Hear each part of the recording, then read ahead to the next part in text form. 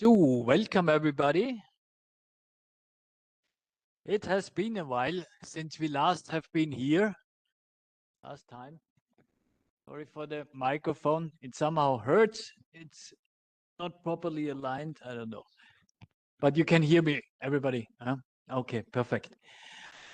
There is one thing I want to mention. I discussed it with Julia.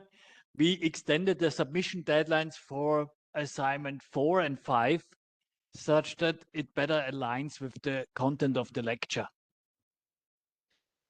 And also today I will present linear regression and all the derivations that you would need for the current assignment that you have to submit on Friday, because you were asked to implement linear regression, but we only touched it so far. And today I will derive the complete solution for you.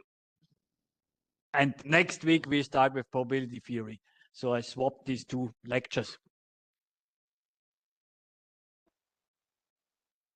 So this Friday is for me a normal work day. Some of you might be on vacation, but I will record the exercise anyways. But I will also present results, the histogram again, issues that we saw in the submissions. I will discuss solutions as well. So you're welcome to join on Friday, our short event. Now I will start the quiz for you. You can get 2 bonus points today. Here's the session code.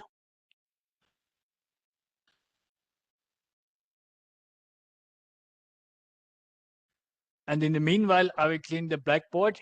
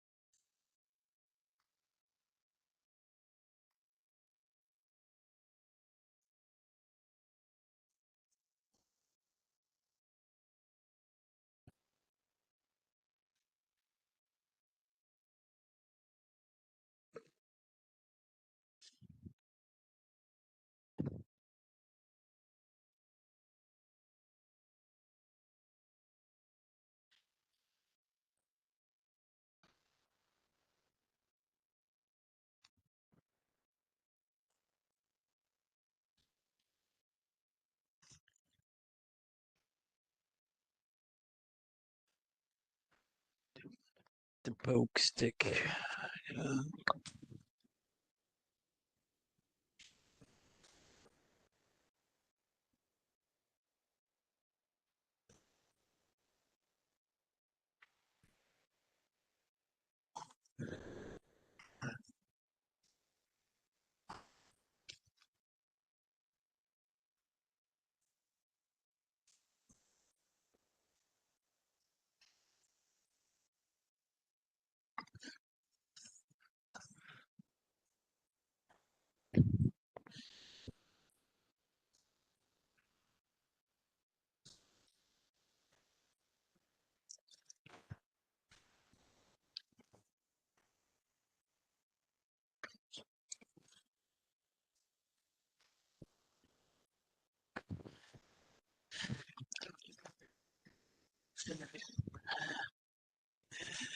So be careful with this math question here, the pseudo-inverse. It's a bit tricky. If you make a mistake, you won't get a bonus point.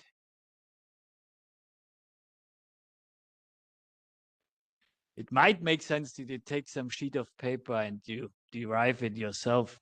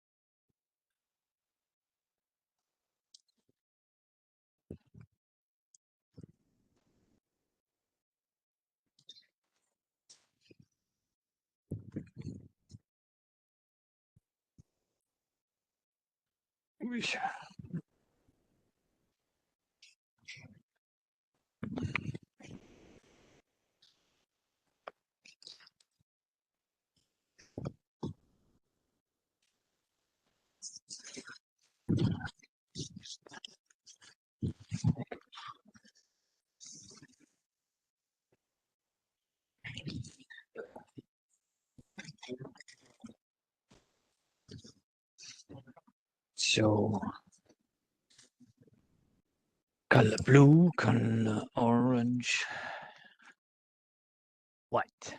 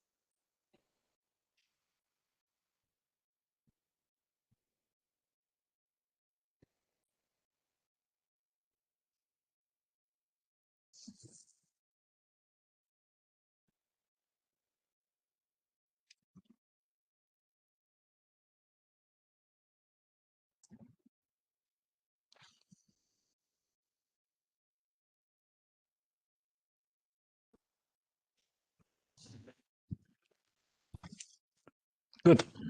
Tight program for today. Are you all done? Let me know.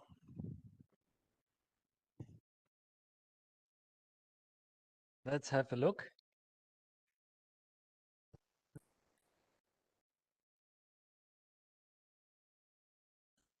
28 users and 27 users. So let's start. If you look at this equation system, y is equal to ax, where A is a non-square matrix of the dimension n times m,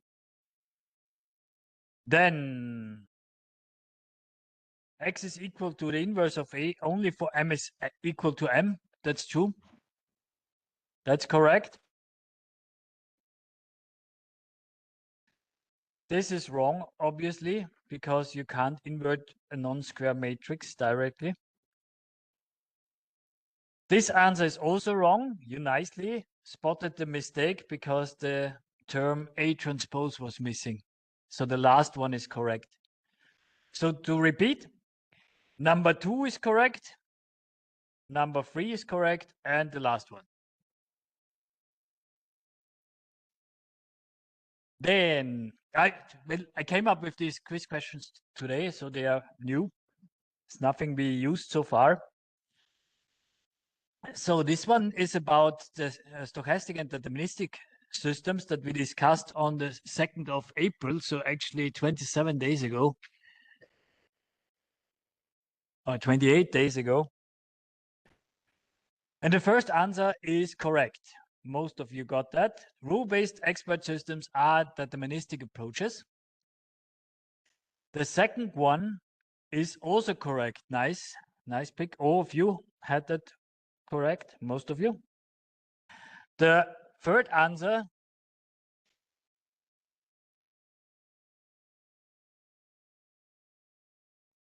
is correct.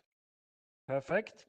Because that's the main property of a stochastic model, that it produces different predictions given the same input. This is the opposite of the previous question. So number 4 is wrong.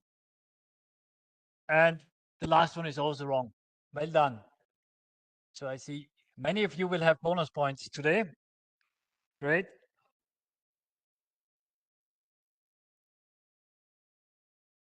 Then I would like to point you to the slides. The slides are not yet linked to Moodle or to the web page. I just created them today. I will do that later at night. I want to start with a few slides before we dig into the math part of linear regression, just to get you all on board what we are doing here. We are talking about supervised learning. And in the end, we're talking about machine learning, and you might remember this figure here when I introduced the concept of machine learning, where we try to model physical processes using data.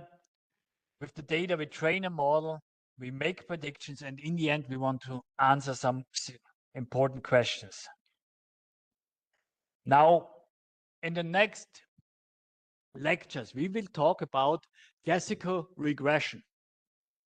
And regression is a big domain where we have different algorithms, and we start with classical linear regression. We started already to talk about logistic regression when we talked about the perceptron in a sense, and today we will also talk about ridge regression. This is all part of the supervised learning environment.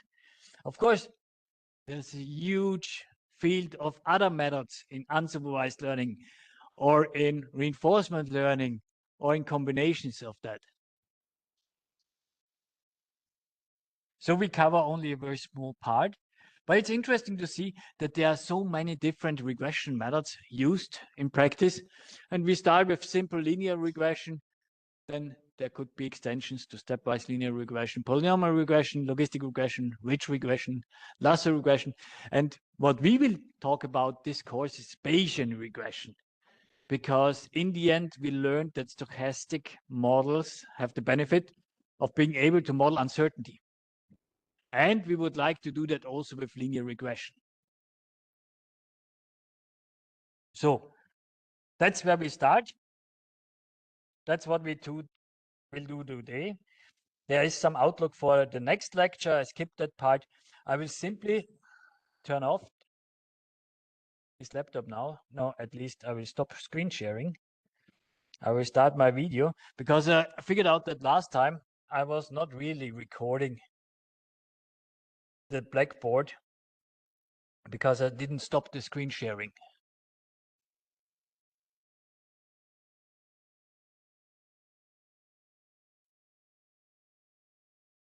So, yeah, tricky.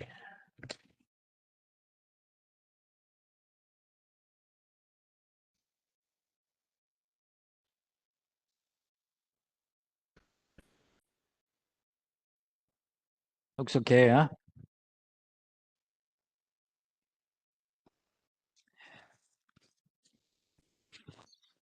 In principle, you could also join these WebEx sessions.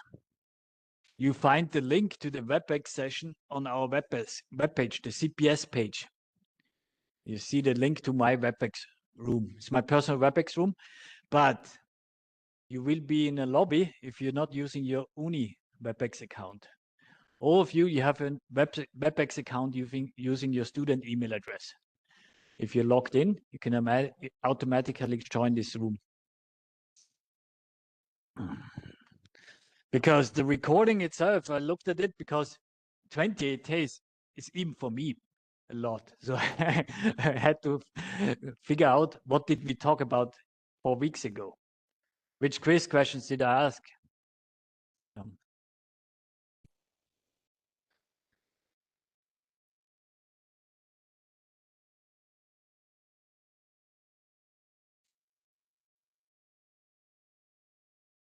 Yeah, it's a pity that the recording quality is of moderate quality, I would say, but at least it helps. And also I figured out that I had some issue with the player itself. Fast. So jumping in the timeline with the slider didn't really work for me. Okay. So content. What is on the agenda today? Super nice outside, but we need to spend some time today on the fundamentals of linear regression. So I start again with data represented in form of vectors and matrices. I will precisely define the dimensions and a problem definition.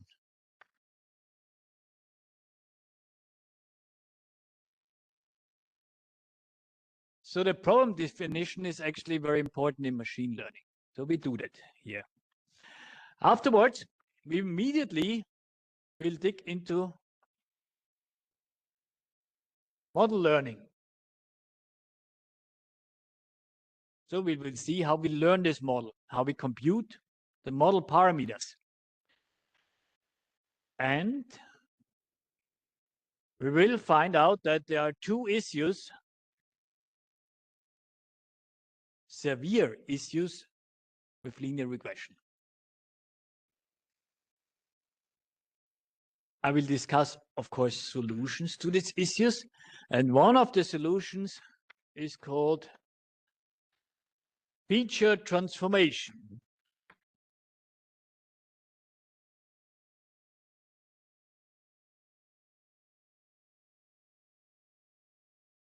This is only for you that you know, okay, we start with the data, we learn a model, we find out there are issues, talk about solutions.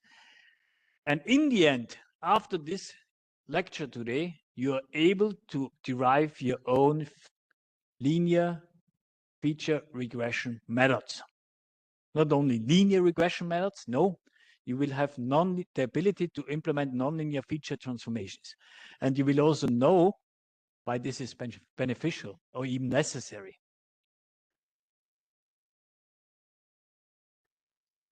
For the moment, I can leave the agenda here on top, but I will need all blackboards multiple times, so good. I will stick to the notation of the script that is online. So therefore, I need my cheat sheet here. We start with the data, data. And remember, we talk about regression. And in the most simple case, we have some inputs X, we have some output Y, we have some data points.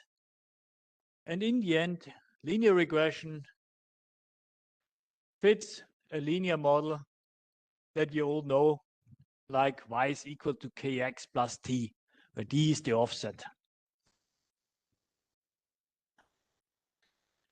So we can define input. Inputs are denoted by the vector x and are d-dimensional. So capital D is the dimension of the inputs. In this two-dimensional plot, d is equal to 1. Then we want to predict outputs. And our outputs are denoted by y. And we stick, for simplicity, to scalar outputs. All models scale to multidimensional outputs. You find the discussion always in the script about these extensions. But here in the lecture room, I keep things simplistic. Now, typically, we have a data set of n samples.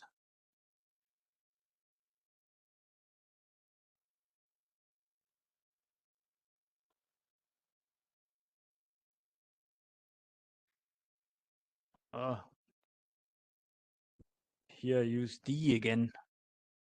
D is problematic. We use B.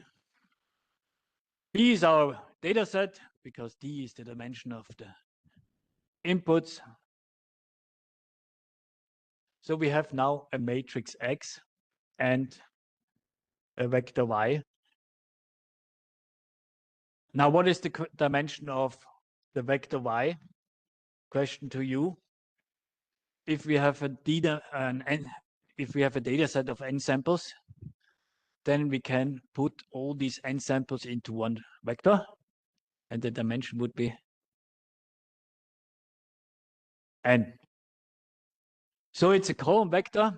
Typically, all vectors are column vectors here. So we have an n-dimensional column vector. Remember, I used the underline here to denote vectors. But I warn you already, in this lecture, I will skip that. I will omit that underline because it will be too hard to keep track of all these underlines in all vectors. But for the moment, we are precise. Everything is correct. Now here, this matrix X, we also need to specify that one. This one has the dimension d times n. So actually we put all these vectors X into a big matrix. So our definition, we stick to that, we can nicely derive the same results as in the script. Now, what is our goal?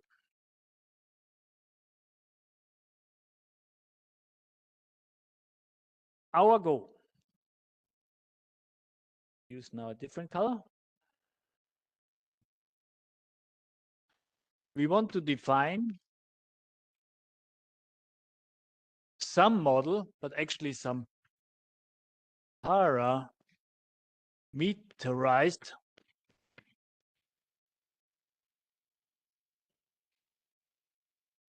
model. You remember the parametric model, and what was the opposite? We discussed it. Exactly. And what was the key benefit of the non-parametric models?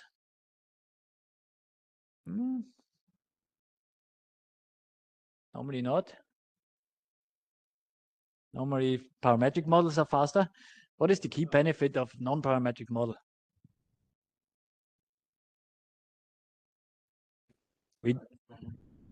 Exactly. We don't need to define some parameterized model in a mathematical terms. So no assumptions here.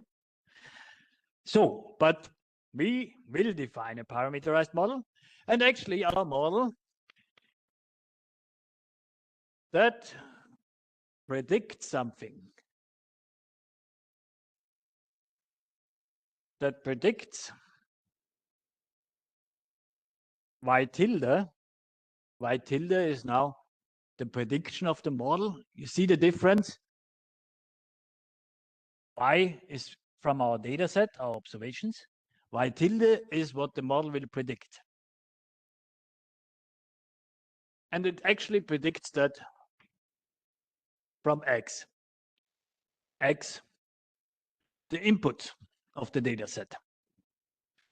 So in principle, we have now 3 terms.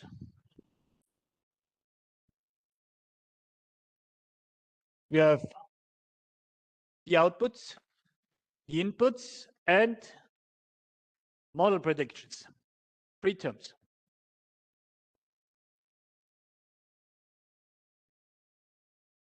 Now it becomes tricky because I need more space. So these predictions, they need to fulfill some conditions. So we want to build this parameterized model that predicts y tilde from X, where the objective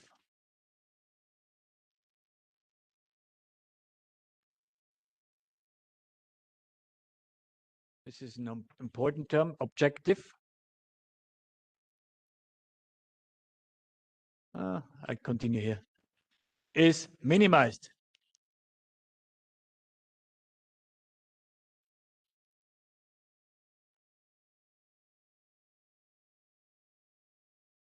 That is I dot E.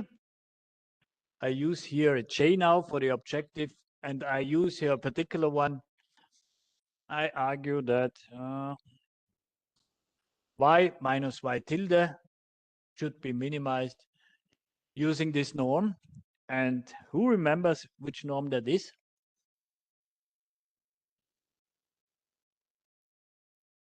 L2 squared, yes, but not fully correct.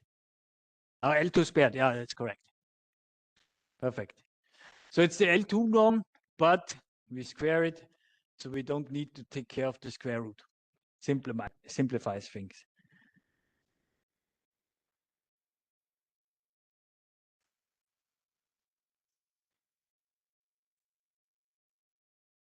Good.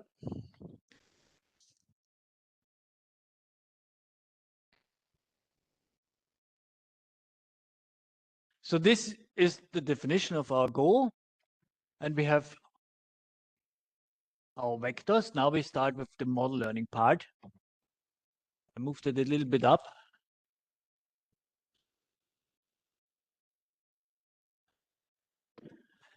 So half of a blackboard for model learning won't be enough. But let's define the model. Huh? This is part B now. Model learning, and we define a model. Let's use some color here again, because this is now important. Our model predictions are computed by some matrix A times some vector W.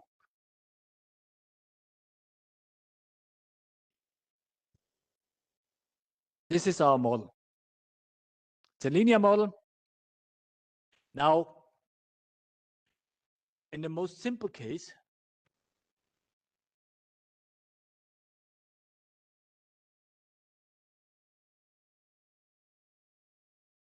A is equal to X transpose.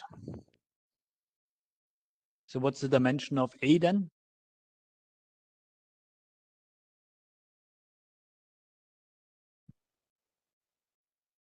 See, X is of the dimension T times N. So it's N times T. Simplest case. What is the issue with this simple case? Do you see it immediately?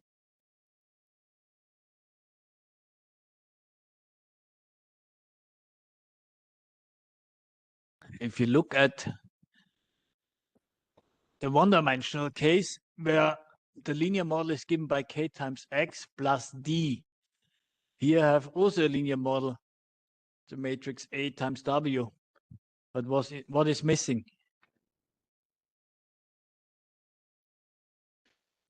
The offset is missing.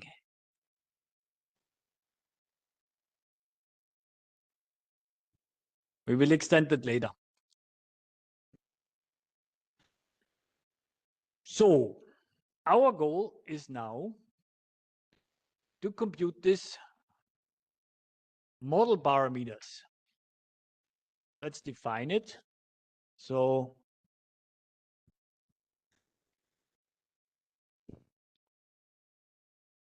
yet another variable called W star. W star are the optimal parameters that minimize our objective. And in mathematical terms, I can define this problem using the argmax, argmin operator, because we want to minimize the objective, so it's the argmin operator. And we look at all possible W vectors, and we take the W that minimizes our L2 norm, L2 squared norm. Is this fully clear? Euclidean distance squared Euclidean distance. Minimizing that means if our model predictions precisely match the true labels, the model performs a perfect fit. The objective J becomes 0, and we obtain the perfect model parameters W. Now, I can reformulate this L2 squared norm. We did that already. Argmin over W using the vector notation.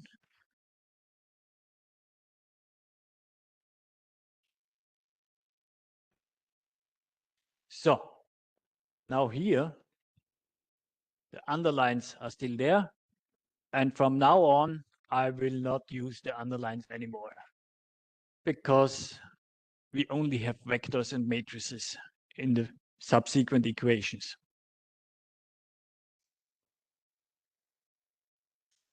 Now, I will clean the blackboard here, topmost one, and then we continue. Who knows what we will do next?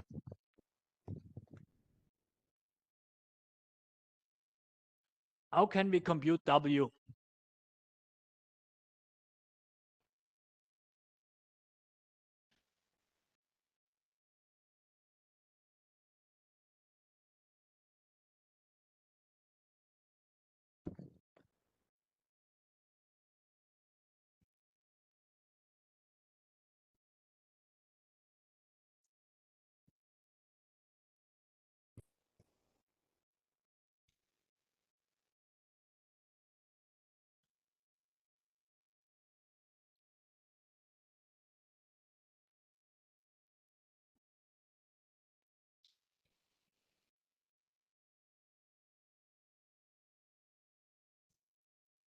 So W star without the underline given by the arg min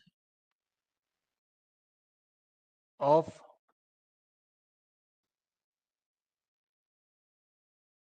E. I'm lazy now, and I say E is equal to, we used Y minus Y tilde, or times Y minus Y tilde. Well, it works, the derivation works exact also if you use Y tilde minus Y. It's only different than compared to the script. Now, what will be our next steps? What do you think? We have the definition of the model. Let me move that down.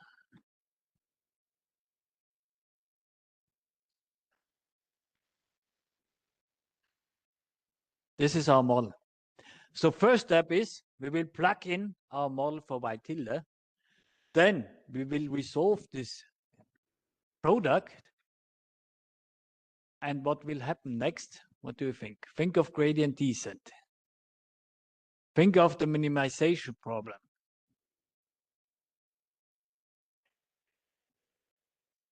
Exactly. So we want to find the minimum of this objective. So we will compute the derivative and we set it to 0. And then we solve it for W. So let's do that.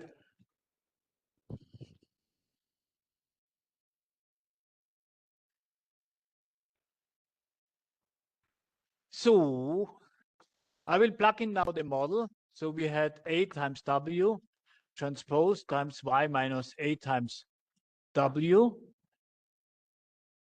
Now next is I will apply the transpose operator to the terms inside the parentheses. So I have Y transpose minus W transpose A transpose. You see that these two terms swapped when I apply the transpose operator. And then I have Y minus AW. I'm not sure if you can see that from this row. Otherwise, there are so many empty seats here in front. Feel free to get closer. Yeah. Now I will combine these terms. So we have Y transpose Y minus W transpose A transpose Y. And now you also understand why I'm not using underlines anymore. Would be some cosmetic thing here. Minus W transpose. No, we had that. W transpose A transpose. This time. Huh? This is now, okay. And now the last term that is missing, minus Y transpose A W. Correct? You saw that what I made is I simply first computed this product of these two terms and afterwards the product of these two terms. So, because I'm too lazy to clean the blackboard again, but it's correct. Now there's an interesting observation. What's the dimension of each of these terms?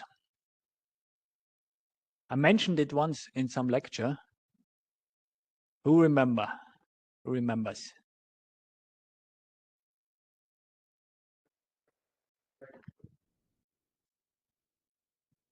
Yeah, yeah, that's true. We have these two terms, minus minus is plus. Yeah, that's good. What is the dimension of each of these terms? Yeah, yeah, I heard it. A scalar, exactly.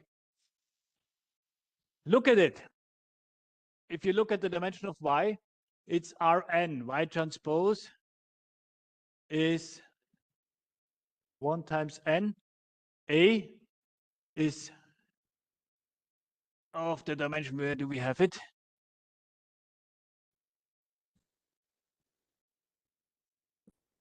N times d. N times d. And then x, d times 1. If you combine these things, it's a scalar. The most outer dimensions are 1. It's the same for all terms. So what I will do now is, you both know that these two linear terms here are scalar, and they are computed out of the same 3 variables. What does that mean?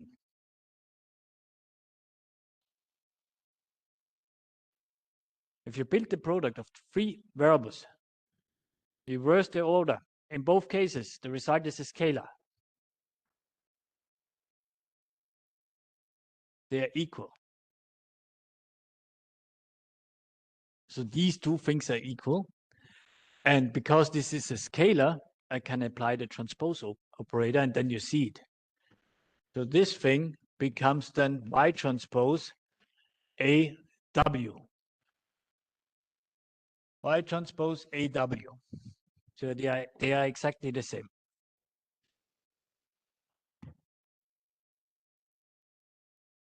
You can also think always about the one-dimensional case, A minus B to the power of 2. What is the result?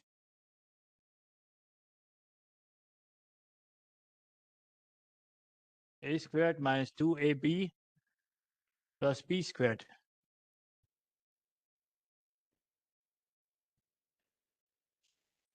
We have the same thing here.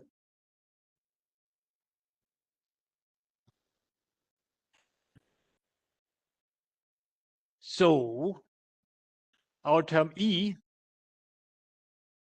becomes now y transpose y minus 2 y transpose AW plus the quadratic term W transpose A transpose AW.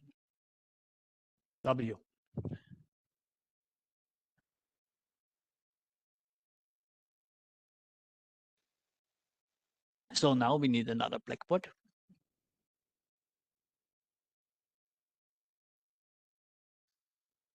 Take this one.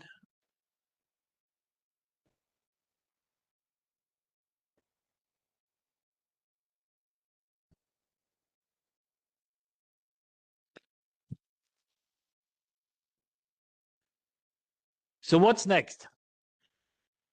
We have our objective now computed. As a next step, we compute the derivative with respect to the model parameters, and then we set it to 0.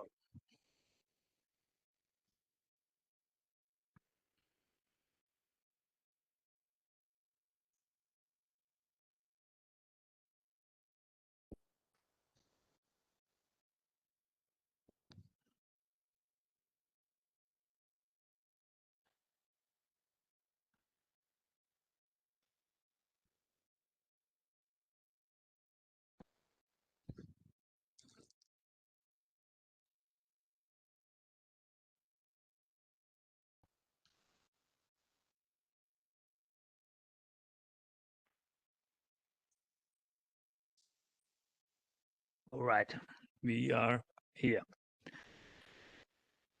So we compute the derivative of our objective E with respect to W.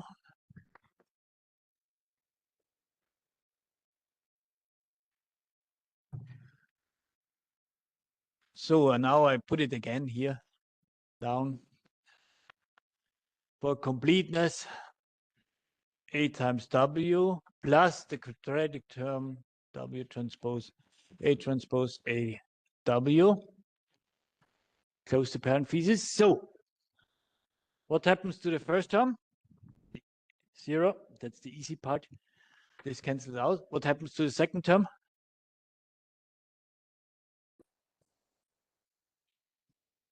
Exactly. So we have minus 2 times Y transpose A. Because we compute the derivative with respect to W, always think of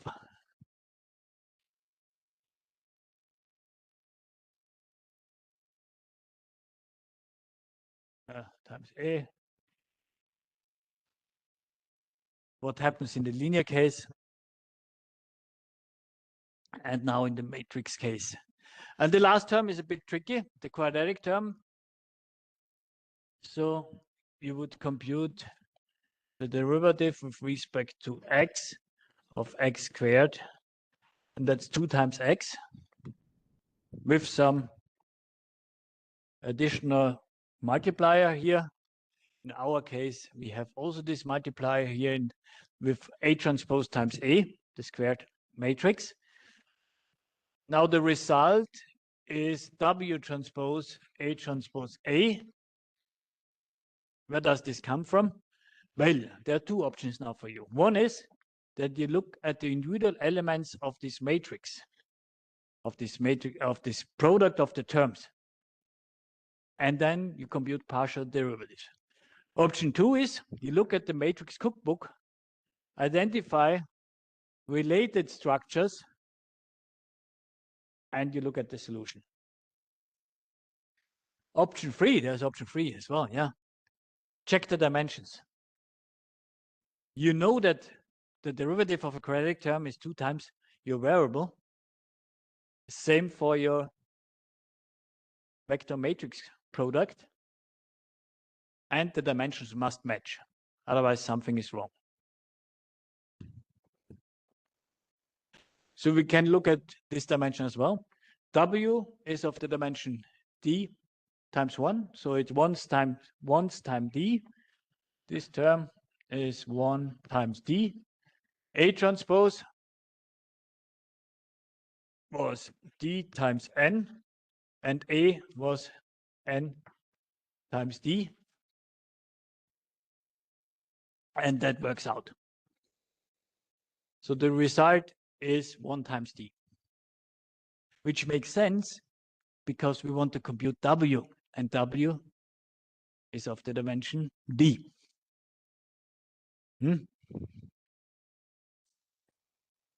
So this is our derivative. And now we set this derivative to 0. You see?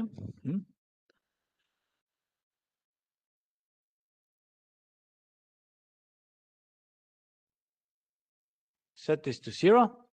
Then I can put this term on the other side. I was missing the 2 here.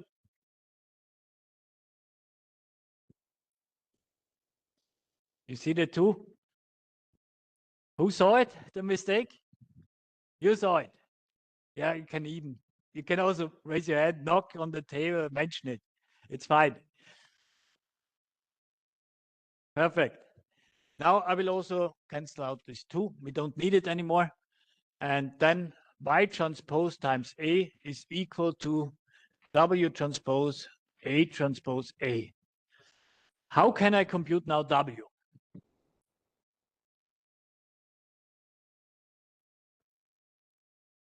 I don't want to compute W transpose. I want to compute W.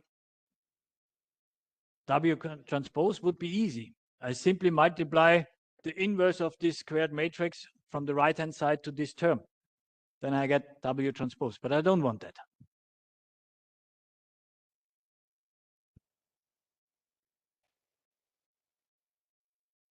What would you do?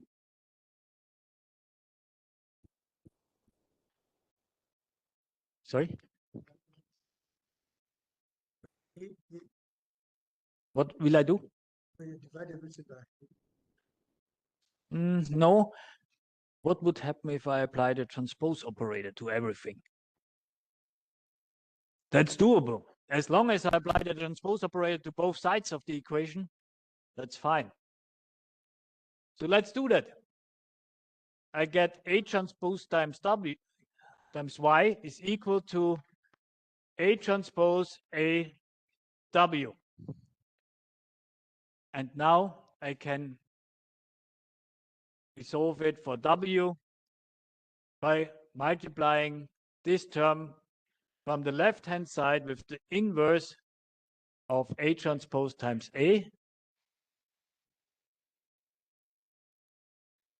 And this is the result.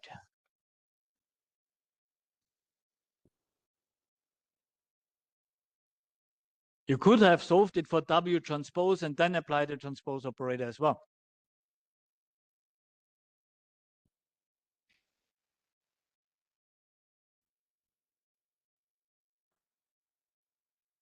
What's the name of this term in the in the blue rectangle? Pseudo-inverse, yeah. Perfect. So again, the result is the pseudo-inverse. So this result has a particular name. It's called least squares regression result.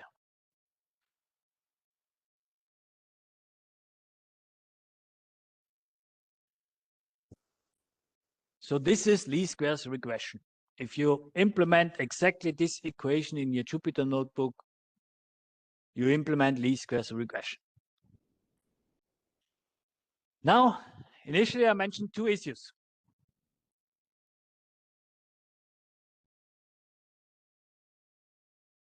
Do you think that you can always compute the inverse of this A transpose times A?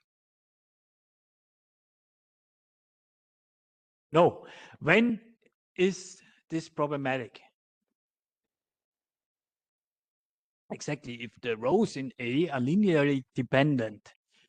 In mathematical terms, how would you express that?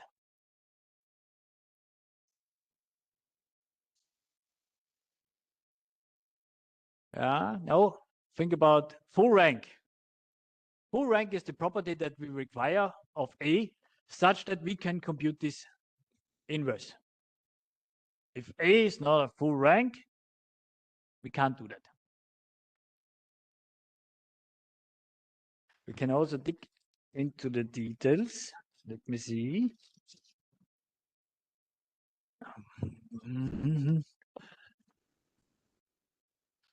So we need some blackboard. Let's use that one. Yeah.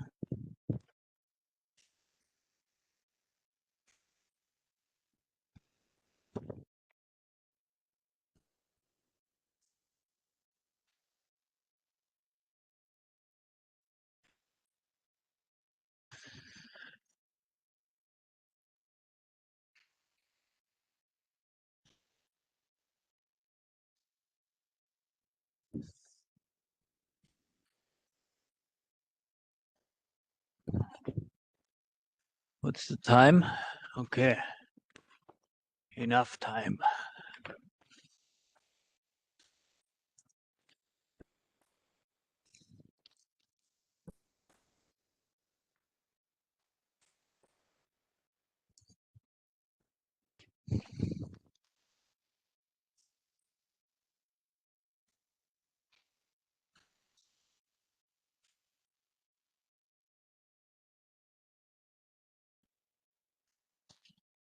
So, see, two issues. C1, A transpose times A.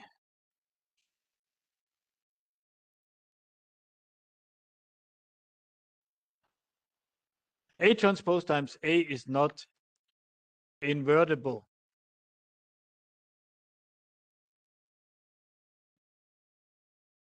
If we look at A has the dimension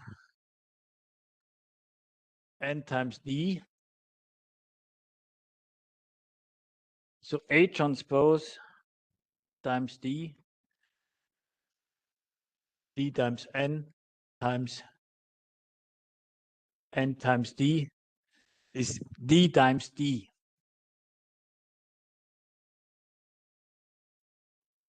So to make that invertible, we need to make sure that this term does not become singular. And this happens if we say the rank of A has to be D.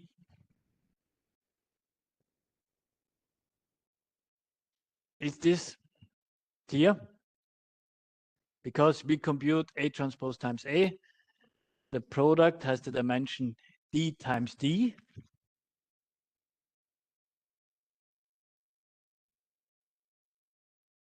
N are the number of samples, so we can collect millions of samples, but still the matrix A can become singular because these samples could be all identical. In this case, we would have maybe 1 million of samples, but for our 10 dimensions, D is 10, we don't have any information. The rank would be 1.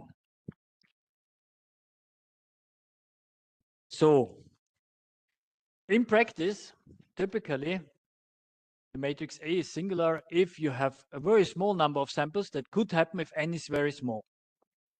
Yes, because then the small number of samples, they do not cover the full space D, the D-dimensional space.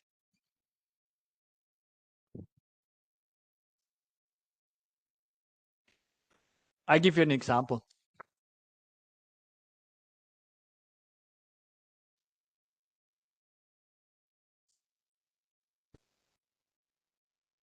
You want to describe the trajectory of a flying ball, for instance, in X, Y, Z. And you know from physics, well, we can nicely describe that with equations, Newton's law, but our observation system, actually pretty bad. In the end, the Z values, or let's say the X values here are always 0. So we only observe this thing here. So we're missing one dimension.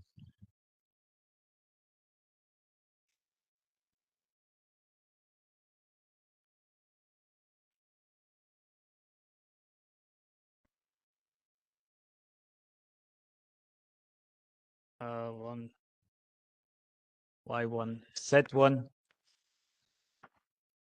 X2, Y2, Z2, and so on. And we have n samples, Yn, Zn. And in the end, the last row is always 0. Because we are missing that dimension. In this case, we might have n samples, large number of samples, but we do not cover the whole full space. All our observation would say the same for the Z dimension.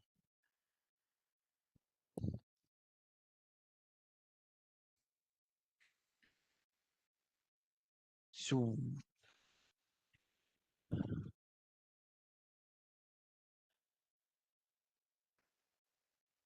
there's another issue. Who knows what's the biggest issue with this simple linear regression model?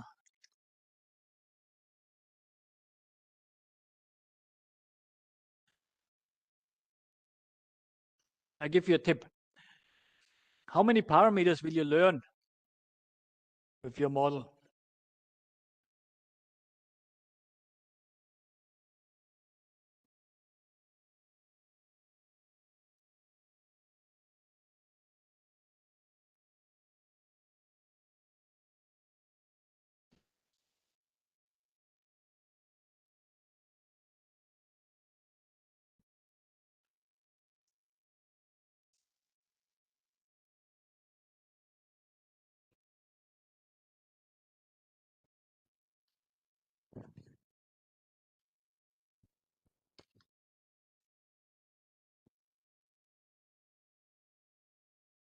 So this is my last one.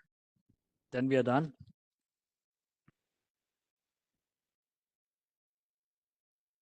C2 is the issue about the dimension D.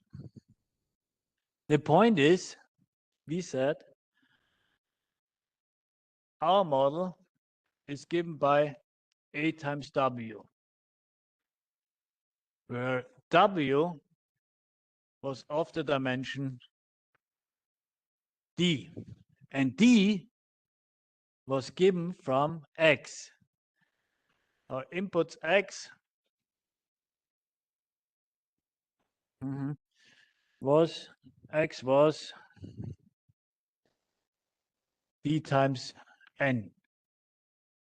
And we said in the simplest case, A is equal to X transpose. So the number of parameters that our model has to explain the data is defined by the number of input dimensions. Well, this is really bad. If you have such a problem, like the ball, the flying ball on a curve, then you would use 3 parameters. And if I would ask you, the shape of these paths is too complex, use 30 parameters. You can't do that. How would you resolve that issue? How would you implement 30 parameters?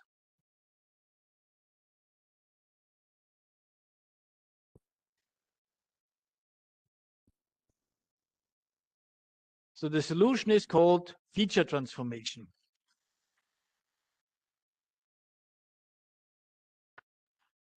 FT, feature transformation, lazy. I give you another sketch. It's like with the perceptron model. If you think of input dimensions x1 and x2, and we have some curves that really have a weird behavior, and modeling that with a linear system does not really make sense. I'm not sure if you can see my dots here. Somehow these dots are structured, but the linear model won't be able to explain it. Now, with feature transformation, you assume that you can define a mapping into a feature space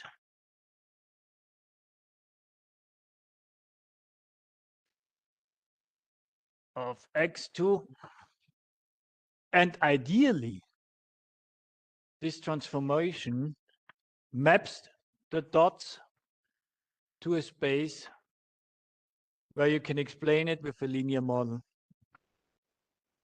That would be the ideal case. And then you could apply again your linear model. So what you need is a feature transformation that maps your inputs x from your d-dimensional space to an m-dimensional space. Now with that, I tell you, use 30 features, 30 parameters, then you simply say m is 30, done. The only thing you have to solve now is defining this feature mapping. So let's look at 2 popular feature mappings.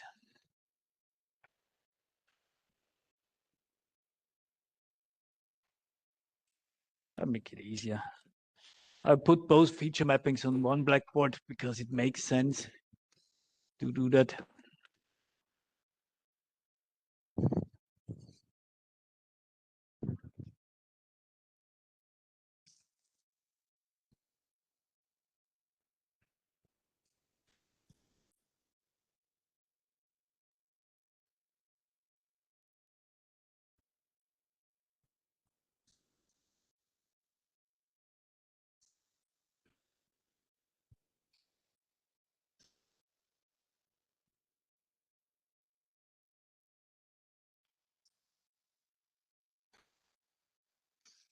There was one thing that I should have mentioned. In my example with this ball, what you were missing is the target variable. X, Y, Z are the inputs. What is the target? Target might be the distance to some target, to some ball, whatever, the velocity of the ball. But there must be some target. And you want to predict this target with the three variables x, y, z. And then one of these three variables is always 0. And then you can't resolve that. You can't compute that predictions.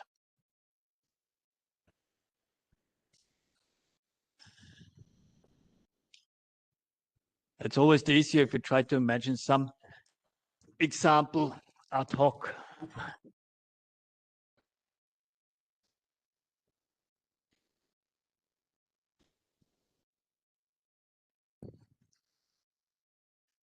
So one thing that everybody knows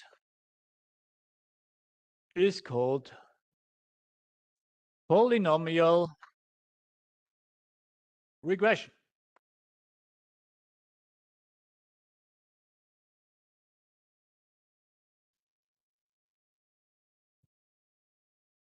I put it here. So our y is given by some w1 plus w2x, w3x squared, w4x to the power 3, and so on, till we have wm, because we have m w's in this model, to the power of x, x to the power of m minus 1. Can you see that m minus 1 here?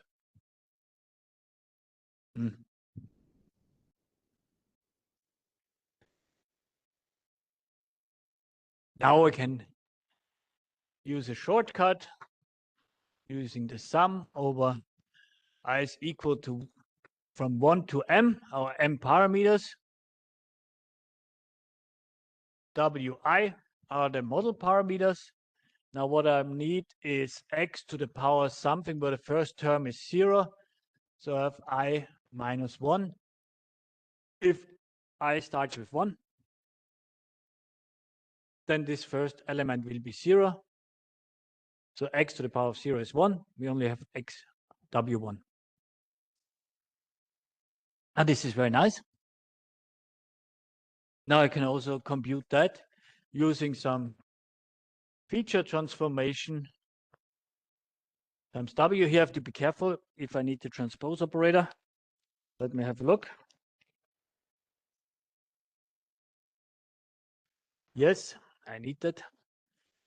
And p of x is given by the vector 1 x, x squared, x to the power 3, and so on, till we have xm minus 1.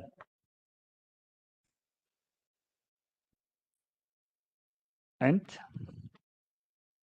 we need to apply the transpose operator such that the dimension match. And here we can always double check that this is correct. We know that this is of the dimension t times 1. So this has to be of the dimension n times d. Or for a single example, it's 1 times d. Now here we have d-dimensional x elements.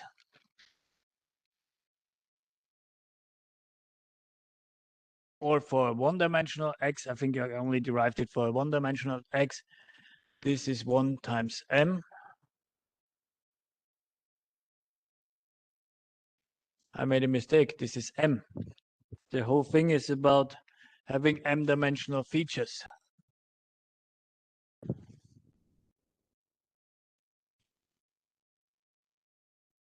Rm. So this has to be 1 times m for a single sample. We're talking about now a single sample, n is equal to 1. The simplest case. Then this is correct, because we applied twice the transpose operator. It's a bit weird, but it makes sense if you want to define a vector on a sheet of paper in your document, your report. It makes sense that you use such a notation. In this case, we apply twice the transpose operator. We simply need to make sure that the dimensions are correct.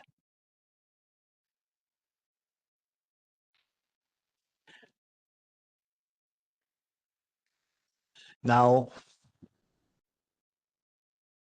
we can make this a little bit more general using a different definition. And then that will result in the most common basis functions, the Gaussian basis functions.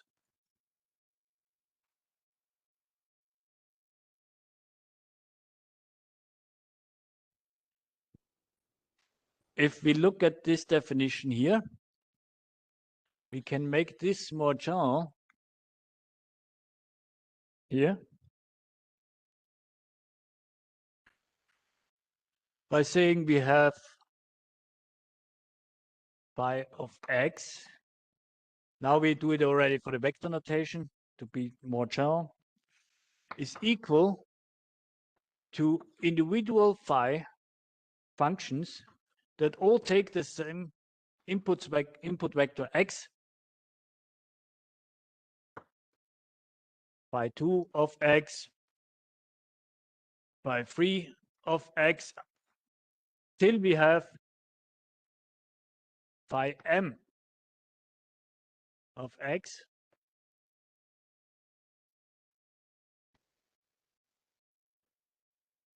And now we say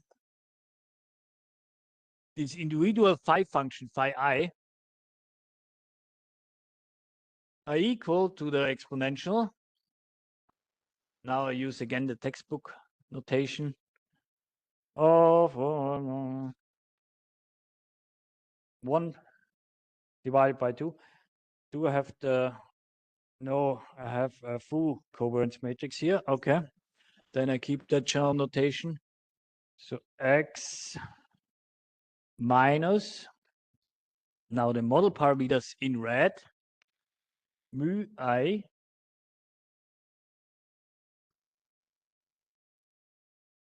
transpose. Then this is another model parameter that might be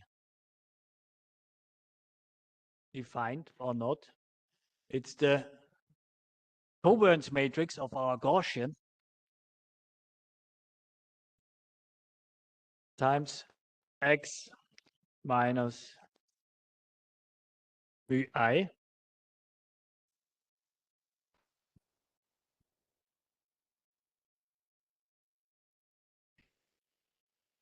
So, and such that this works out, yeah,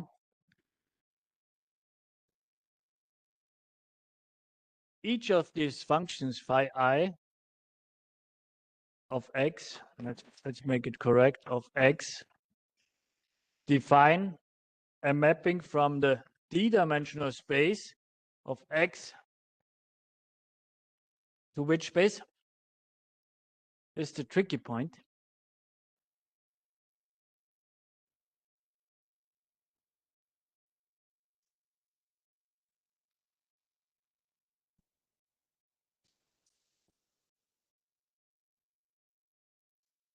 So,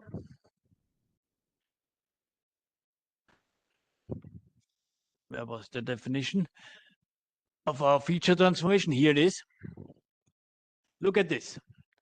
Our feature transformation maps from the d-dimensional to the m-dimensional space.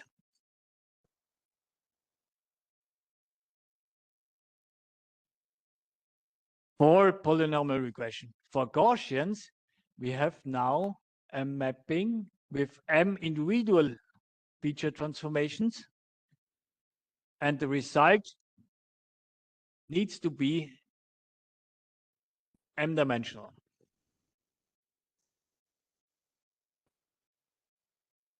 So this maps to a scalar.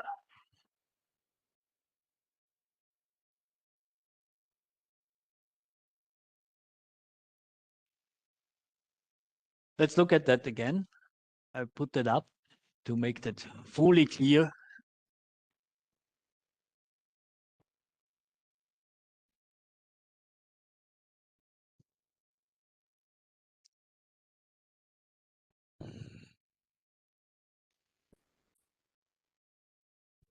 This is a bit tricky because for the polynomial case, we said for simplicity, we assume that we only have one sample. And now for the Gaussians, we had the most general case where we had d-dimensional inputs and n samples and everything. So I'll wrap that up again to make that clear.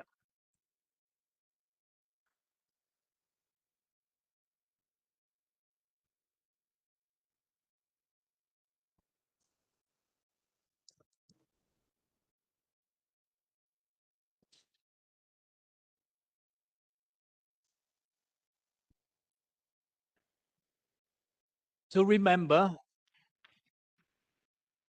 we had a data set. V was given by x and y. X was of the dimension n times d. This is always something I need to look at it. Otherwise, this is wrong. D times n. Y was of the dimension n. Now we argued, building a model for that is problematic because all the y tilde would be computed from some matrix A times W, where W was of the dimension D. Now we said W can be of the dimension M. In this case, A would be of the dimension N times M.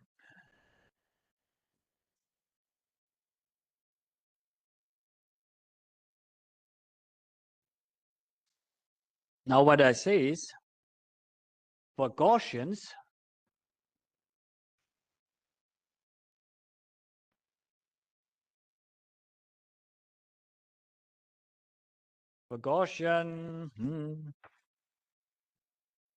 basis functions,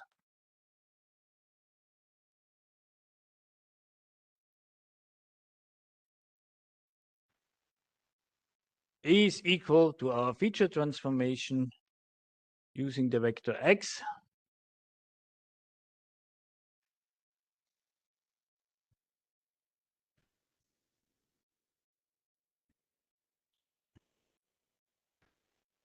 where we have a long matrix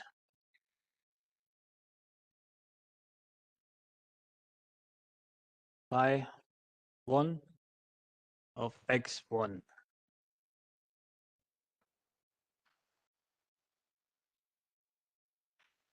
By 2 of x2. Let's see if this is all correct. Until we have, no, this is not correct. By 1, phi 1, phi 1 of xn.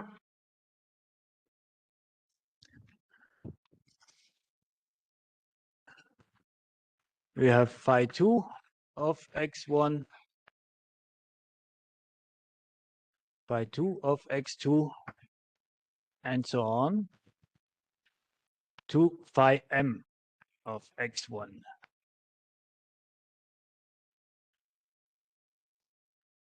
Phi m of xn.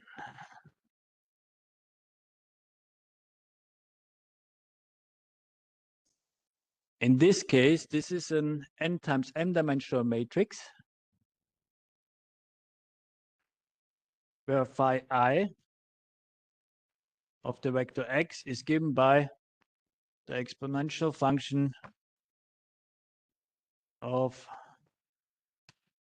minus 1/2 the vector x minus the mean transpose, then maybe some covariance x minus the mean.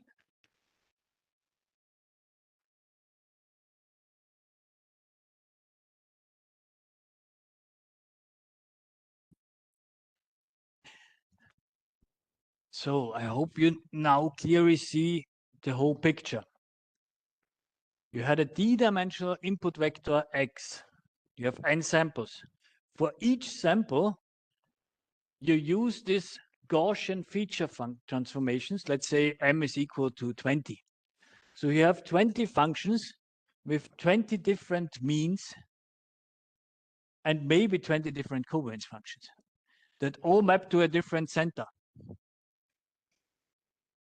I give you an example where this makes sense.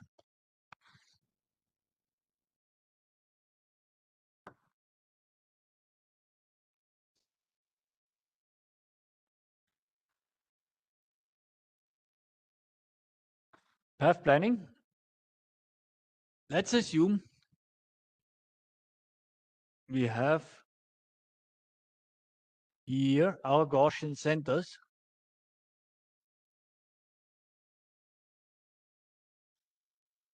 with some mean, some covariance.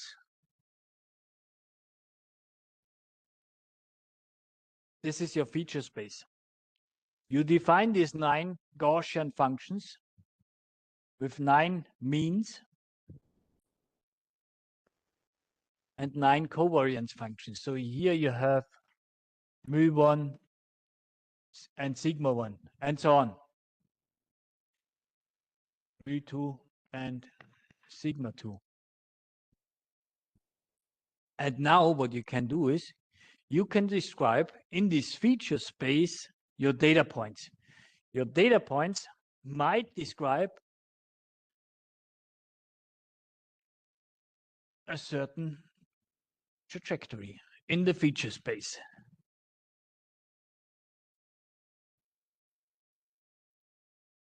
And what you're doing now is you're computing weights.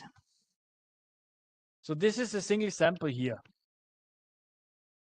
And for each of the Gaussians, you're computing weights that would define their contribution to explain this point in the feature space. So you have W1, W2, W3, and so on. 9 W values. And each of them would define the contribution to explain this trajectory in the feature space. So Gaussian embeddings in linear feature regression are a very powerful tool.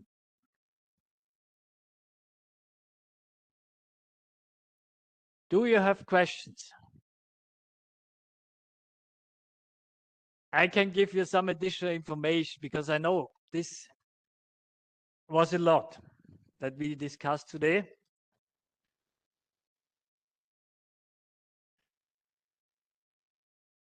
Let me point you to some more interesting things to read.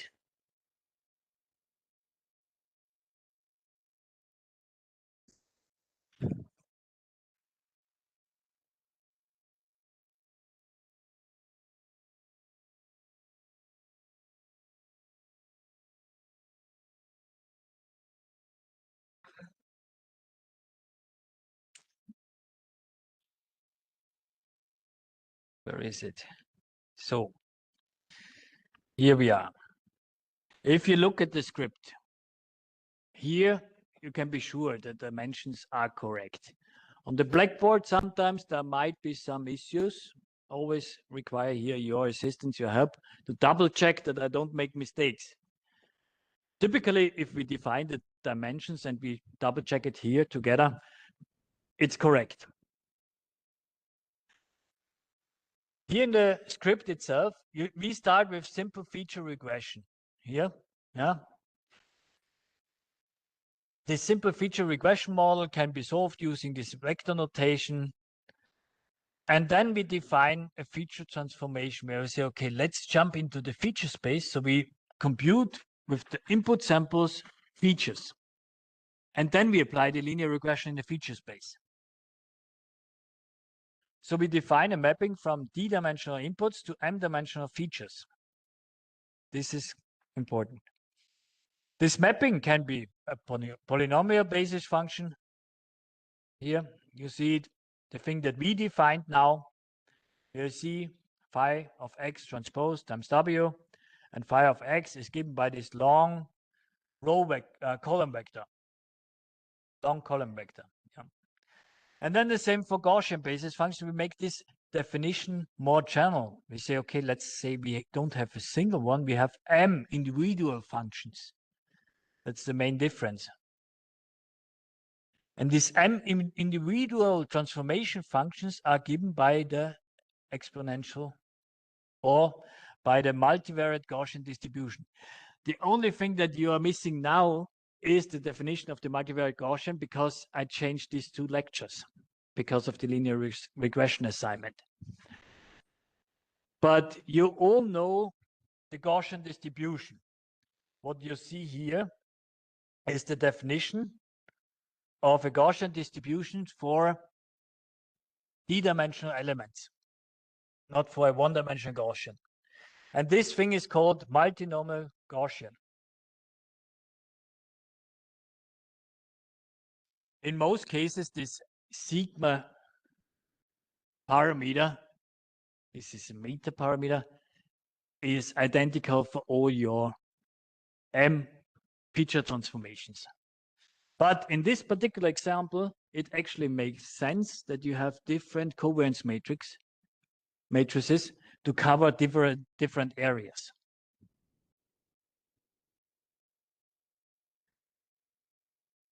If you look at the script, you find also other basis function definitions, like the sigmoidal basis function here. If you apply that,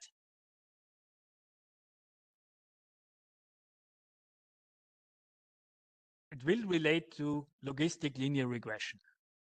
Will relate because in logistic linear regression, the feature transformation is applied not only to x, but to the product of x times w. That's the main difference. Okay. So next lecture, I will talk about probabilities, multinomial distributions, and then I will define the maximum likelihood solution with you together here. With that, I would like to say thank you. So you see that here also. This is the summary slide. From linear regression, we use basis functions to implement linear feature regression. And if we use probabilistic models like here, we can implement Bayesian linear regression. And there are different solutions. And there are 3 solutions listed here in the last row. And one of them will be derived in the lecture. The others are mentioned in the script.